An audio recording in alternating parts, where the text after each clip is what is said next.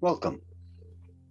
A man will fly relying not only with the strength of his muscle, but also with the strength of his mind. This was the words of the famous Russian scientist, the father founding of all aero and hydrodynamics, Nikolai Zukovsky. And with that, he was way ahead of his time. He knew about levitation, and he knew that human can achieve levitation in this lifetime with the power of the mind. And with that, welcome to Mind Power Development and Kinesis and Ernst Veter system. Today we have a special guest. We have the teacher of mysticism, the teacher of Siddhi connections, Ernst Veter. Ernst Veter, who is also the founder and creator of Ernst Veter system. He has been teaching levitation, pyrokinesis, telekinesis all over the world with multiple different languages.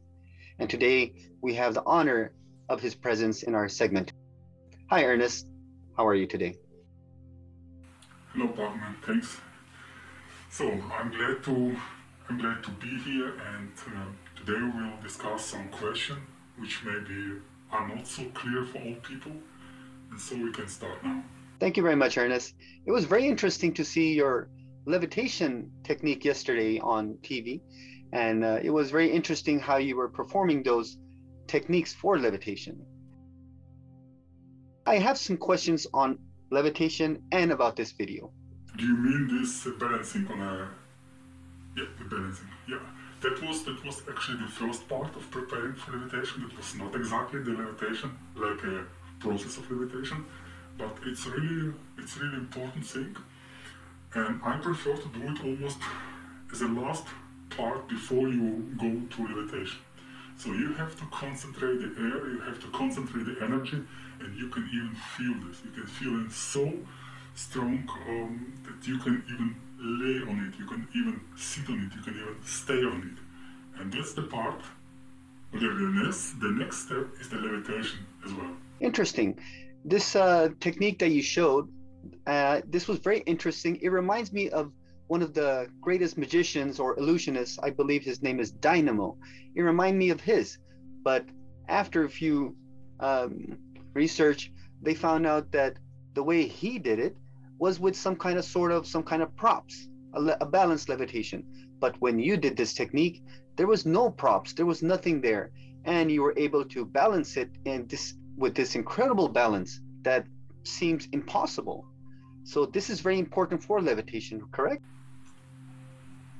Yeah, and exactly that was the goal of mine, because I saw how Steve Ram did it, and for me it was important that I show both feet, and you can see that sometimes I stay with the right feet, and then sometimes with the right foot, and sometimes I stay with the left foot.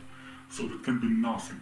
It's only one way to develop your balancing, to develop your supernatural powers, and only this way you can do this. There was no trick, there was nothing what you can help you in this thing, and I guess it was okay. I wanted to do always like Dynamo, but for me it was important that I show both of my feet, Interesting.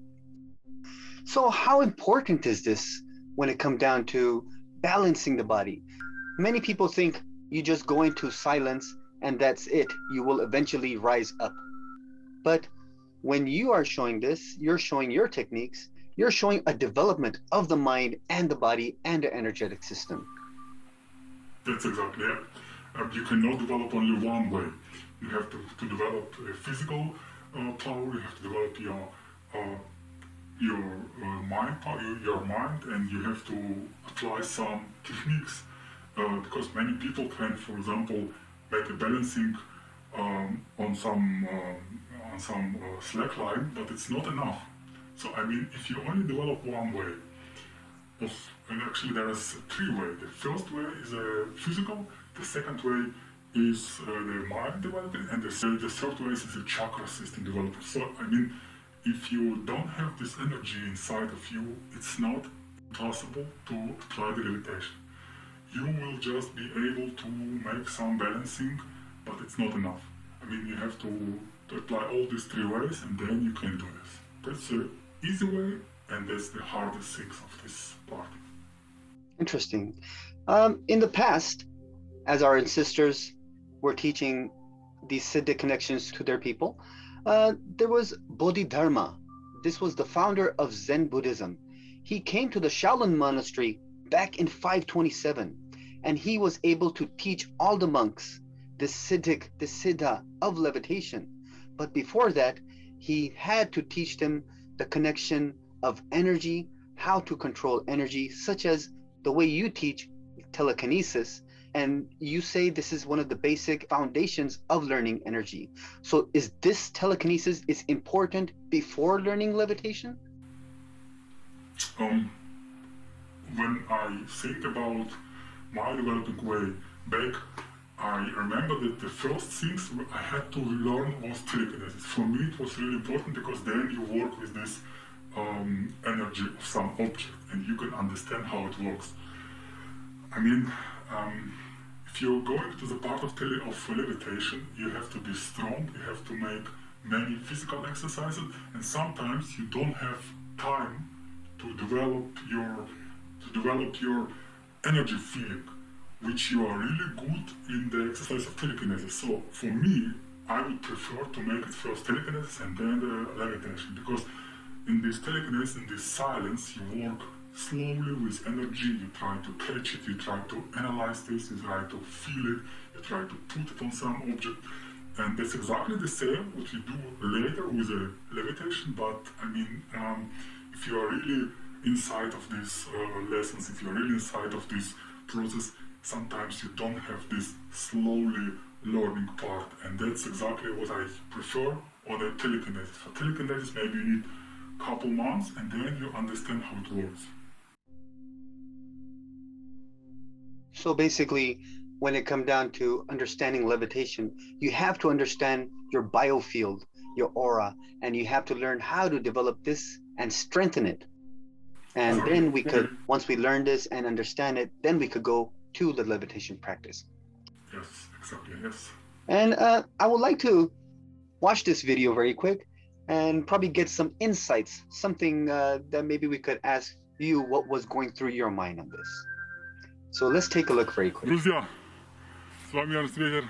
Прямо сейчас я занимаюсь тренировкой, и сейчас я хочу продемонстрировать вам баланс на куске воздуха. Это та самая составляющая часть настоящей левитации. Смотрите, наслаждайтесь.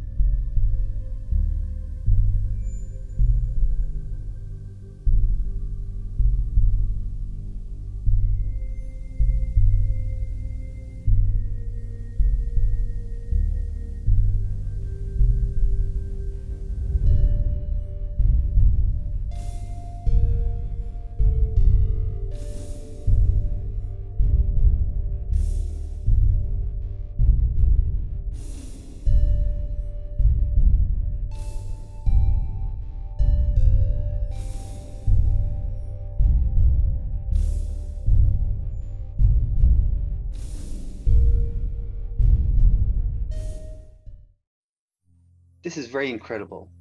Can you please explain what is going through your mind while you're doing this? What is your visualization moment at that time? So, that's really hard for me, but I try. How you know, the levitation is exactly this part where you have to make the energy really hard and to make the energy in some object, to hold it.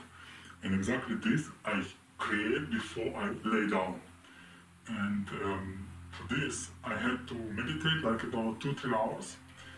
And when I start to lay down, I create this object, I create this energy behind me, and I feel it like a big ball, you know, this big ball where you can make some sport exercise. So you have to make this energy like a ball, you have to make it hard, and you can move it behind you. So I did it the same in my mind, put it behind me, and so I can lay down and I can feel it. But for this, you have to have a very, very good preparation, like a meditation, like they're working with your chakras and all the stuff which we have in telekinesis part. Thank you. Thank you very much, Ernest. Thank you. Thank you. A person's ability to levitate at the moment of complete liberation of the brain from the clogging of external and internal information. And while this purity such exists and is very completely incredible, the fact still is very stubborn things. I want to thank Ernst Veter to be here with us, and thank you very much for your insights, and we're looking forward to see more of your demonstrations and your teachings. Thank you very much, Ernest. Thank you very much.